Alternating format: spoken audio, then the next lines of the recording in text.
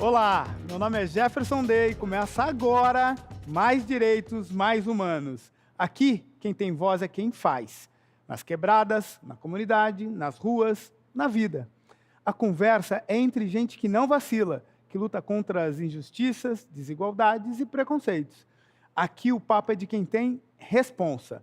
Responsa com o outro, com a liberdade e com a dignidade e justiça. Eu sou a Silvia Lourenço. E Mais Direitos, Mais Humanos não tem medo de trazer a público aqueles que batalham todos os dias. Cidadãos que não querem só uns likes nas redes sociais. Querem, sim, respeito. E aqui a plateia participa. Gente que acredita que fazer é fazer junto. É sempre um diálogo de jovens que vêm de todos os cantos do país e que trabalham com causas sociais. No Mais Direitos, Mais Humanos, uma questão é essencial. Como encarar as barbáries causadas pelo individualismo? Hoje temos dois grupos que agem direto e reto na veia social. Um deles é o Gaúcho Igualdade RS. Essa associação é de travestis transexuais de Porto Alegre, que se uniu a estudantes da URGS, a Universidade Federal do Rio Grande do Sul, para lutar pelos direitos LGBT, ou seja, lésbicas, gays, bissexuais, transexuais, travestis e transgêneros. Para falar dessa história, estão no estúdio a Marcele Malta, o Gustavo Passos e a Gabriela Batista Silva. Já Anki Riedel, Marina Barreto Alvarenga e Nina Vieira são da Casa Ângela, uma referência em parto humanizado que fica na Zona Sul de São Paulo. Na Casa Ângela, a cidadania começa no pré-natal. Então, bora lá conhecer um pouco mais desse lugar?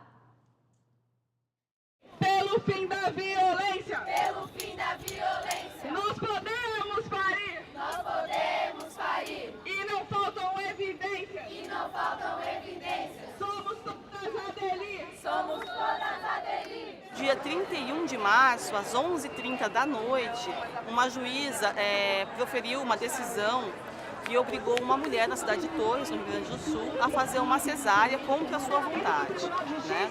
Então, essa discussão leva a fazer a sociedade pensar até que ponto o Estado pode decidir pela pessoa se ela deve ou não se submeter a qualquer tipo de tratamento médico. Vocês querem parir em paz?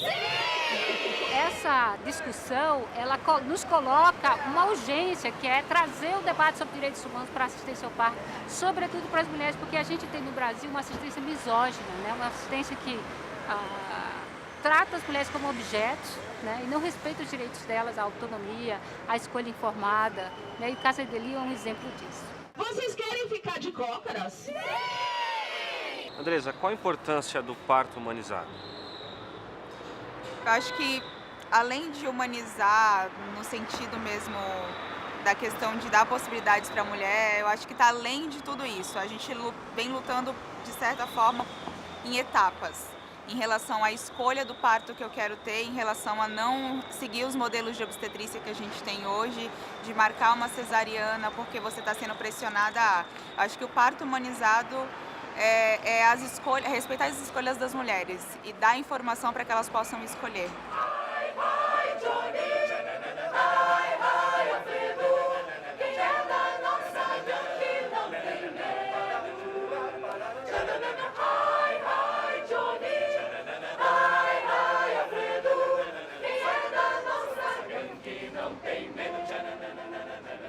Essa busca se deu porque a gente começou a frequentar, ir até alguns médicos obstetras e todos já falavam cesárea, cesárea, a gente agenda um dia, eu não faço parto natural.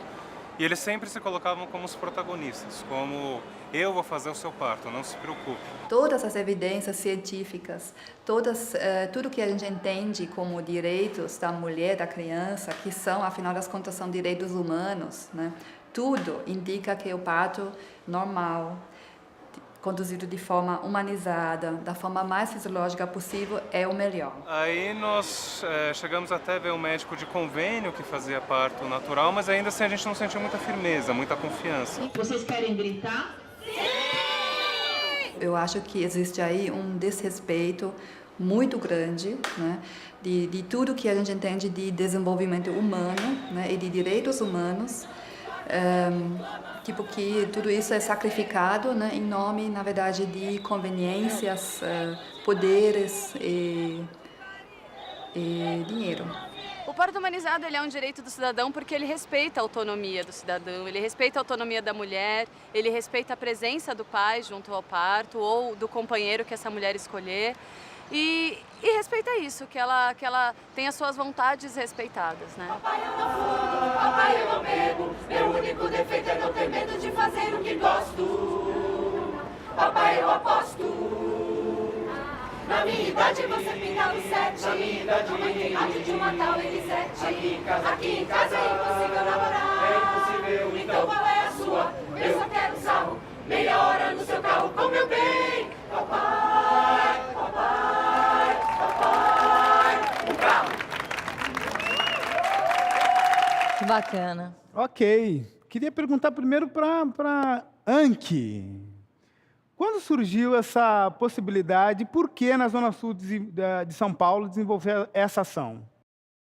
Bom, a Casa Ângela dá continuidade a uma longa tradição, na verdade, comunitária, que iniciou no início dos anos, metade dos anos 80, na Associação Comunitária Monte Azul, que foi quando a parteira Ângela Guerca da Silva, que é uma obstetriz alemã, fundou a primeira casa de parto na cidade de São Paulo. E aonde fica Monte Azul? Explica para quem mora longe de São Paulo. Então, a Monte Azul é uma comunidade, uma favela, que fica no Jardim São Luís, na zona sul de São Paulo. Marina, você pode me explicar, será que todo parto normal é humanizado? Ou para ser humanizado um parto não necessariamente é um parto natural, normal? Eu acho que se considera o parto normal como parto vaginal, né? Que nós temos nas instituições, que não necessariamente é humanizado, por quê? Porque ele entra dentro de uma rede, eu diria que econômica, essa coisa de você liberar leito rapidamente, né? E um parto natural, ele não tem um padrão, ele não tem um horário a se cumprir, ele não tem uma evolução certinha. Aí acaba que se usam de muitas intervenções para acelerar o processo, né? Não levando em consideração os desejos da mulher, aquilo que ela está sentindo, às vezes nem em consideração os riscos e benefícios das intervenções que eu posso usar. Mas assim, tem como fazer uma cesariana humanizada? Sim, eu acredito que uma cesariana humanizada existe, mas a primeira coisa para uma cesariana humanizada existir é ela ter uma indicação correta, uma indicação real. E eu acho que durante a cirurgia, coisas simples, como você permitir a presença do acompanhante de livre escolha, ou você permitir que essa mulher veja o seu bebê e que seja feito um contato precoce entre mãe e filho antes de uma série de intervenções de rotina, que muitas vezes não são necessárias no primeiro segundo minuto de vida. Claro. Às vezes essa criança pode ter um contato, ficar com a mãe dela, né, sendo avaliada essa vitalidade junto à mãe dela, para se tiver indicação, aí eu posso separar da mãe dela para fazer algum procedimento, né? Nina fez um parto humanizado. Como é que é a experiência de ser mãe dentro do parto humanizado, né? Acho que uma palavra que diz muito é respeito. Então, esse respeito que a Marina disse de respeitar o momento, então, o tempo em que a coisa está fluindo, se eu acho que já é o momento, se eu quero andar ou se eu quero ficar sentada, se eu quero beber alguma coisa, se eu quero comer, se eu quero conversar, se eu não quero. Então, respeitar esse momento, respeitar o tempo. E esse respeito, eu notei esse respeito desde as consultas de pré-natal, e esse respeito durante o processo de parto e a assistência após o parto. A Igualdade RS existe desde 1999. O grupo promove cidadania e faz campanhas de prevenção de saúde entre as travestis e transexuais de Porto Alegre, no Rio Grande do Sul. Para o Igualdade RS, direitos humanos têm nome e sobrenome. Se liga aí, porque agora a gente vai saber um pouco mais dessa história.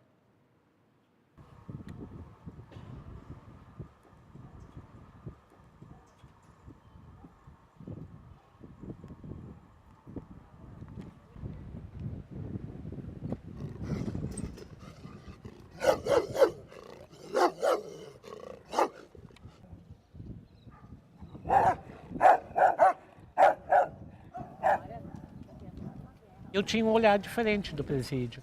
Eu tinha um olhar na questão que eu pensava, né? Eu nem pensava, não sabia que era a questão da violação dos direitos humanos era tão forte, né? Quando eu vi, eu chorei com elas, né? Eu me emocionei com elas. No primeiro dia que eu vim, aí elas pediram, Marcele, vem semana que vem de novo. Eu disse, não tenho como, né? Porque quem tem que dar permissão é a direção do presídio, a SUSEP. Aí eu vi que realmente o presídio era um foco de discriminação, de preconceito, de doenças, enfim, tudo que tu podia imaginar de ruim era aqui dentro. Né? Aí eu digo assim, não, eu vou levar esse projeto adiante.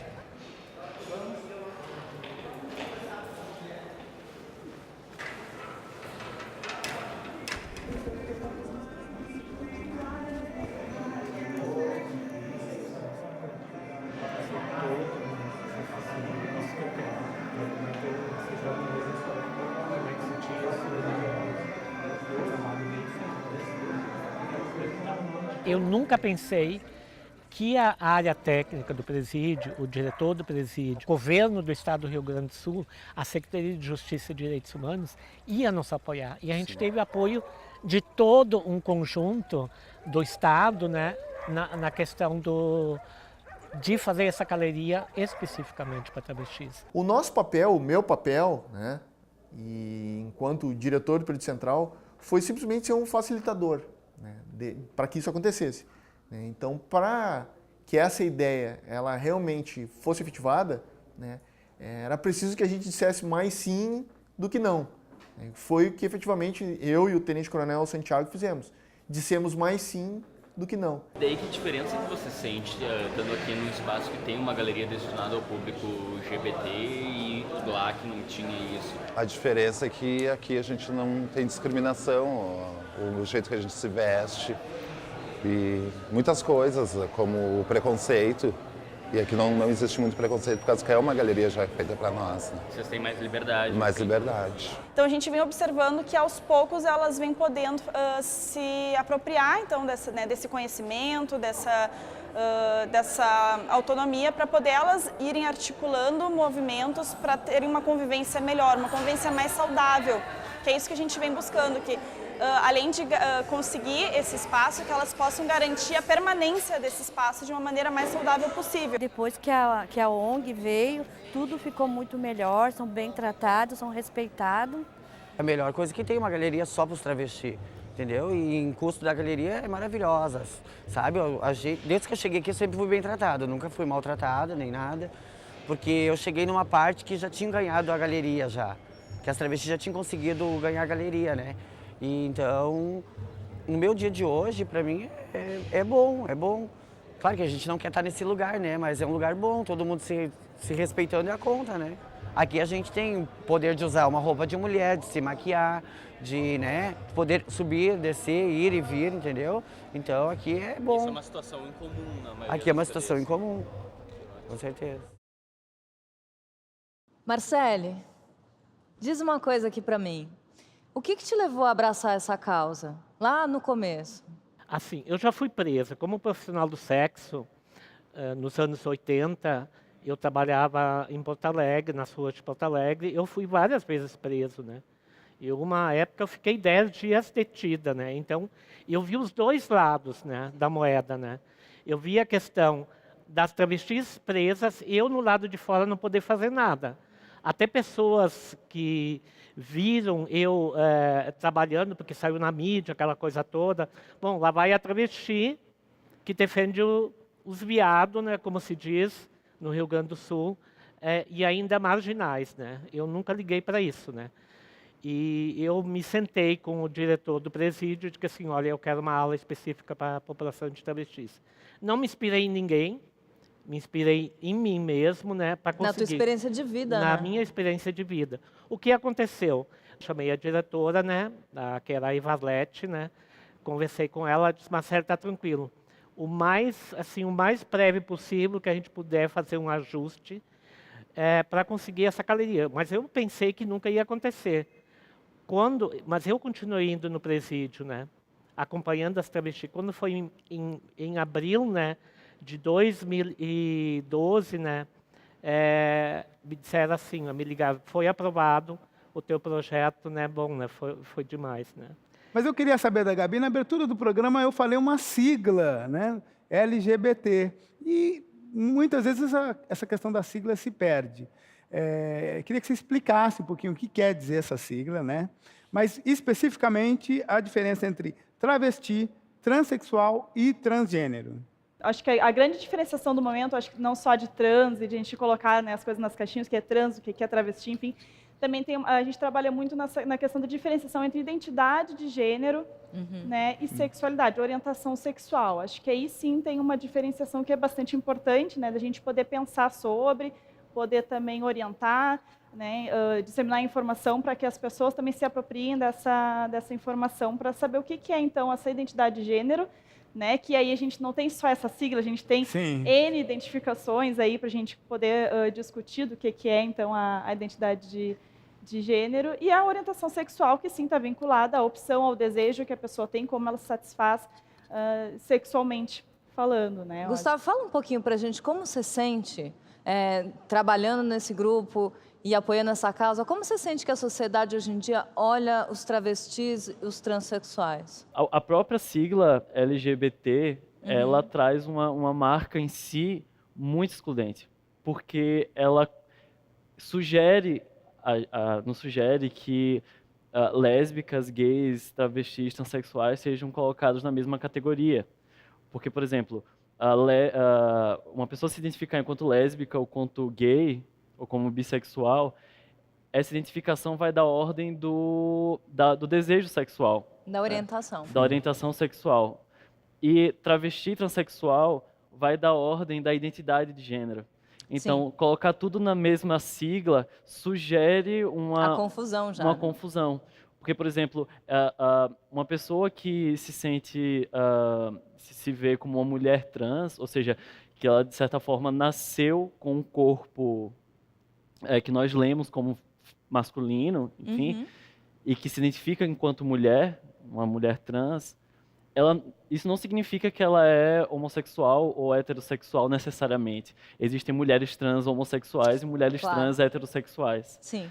Então, essa invisibilidade ela vai se gerando a partir de várias dessas identidades dissidentes, porque, por exemplo, os gays, em geral, por conta de todo o histórico da luta e tal, tem muita visibilidade. Então, acaba que as pessoas sabem muito sobre militância gay e muito pouco sobre a militância travesti e militância trans. Pergunta que eu quero fazer para os dois grupos. Se é uma ferramenta, se a internet é uma ferramenta de difusão para a ação de vocês e como é que vocês usam essa ferramenta? Aqui as meninas podem falar, depois vocês voltam a falar. Eu acredito que a internet é uma das grandes difusoras e responsáveis por muito do que está acontecendo dentro do movimento da humanização do parto, né? Porque foi através da internet que muitas mulheres se organizaram para exigir algo diferente. É através da internet que elas chegam à Casa Ângela, né? É através da internet que elas buscam seus partos domiciliares, enfim. E muitos desses movimentos, muitas dessas mulheres juntas já provocaram muitas mudanças. E no caso do Igualdade RS é a mesma coisa, né? A vida inteira, pessoas que falavam por nós, a população de travestis e transexuais, né? A gente pensou em nós podermos falarmos por nós mesmos, o que nós sentimos. E por falar em internet, para você que está aí em casa, conectado com a rede, saiba mais sobre as experiências do Mais Direitos, Mais Humanos no nosso site. Lá você pode participar postando seus comentários e compartilhando todos os programas com seus amigos. E confira também os nossos programas nas redes sociais. Bom, e os convidados de hoje que estão aqui para tocar? Quem são os meninos? O Mustache e os Apaches. Gente, tem vários Mustaches e devem ter 2 Apaches ali sem mustache. Por que Mustache e os Apaches? Fala um pouco aí da banda pra gente. Mustache e Apaches primeiro porque soa bem, segundo foi porque a gente se encontrou numa época que isso fazia o maior sentido. Ótimo. Qual que é a pegada do som de vocês? A gente toca um pouco de blues, folk, jazz. Delícia. E um pouco de outras coisas que a gente ainda não sabe o nome. Como é o nome desse instrumento aí Essa seu? aqui é uma washboard, uma tábua de lavar. Era usada bem no início do jazz e agora a gente está trazendo de volta. Sensacional. Mustache e os Apaches. Escabelei o cabelo da nega Lilu, escabelei o cabelo Lilu, escabelei o cabelo da nega Lilu, escabelei Icone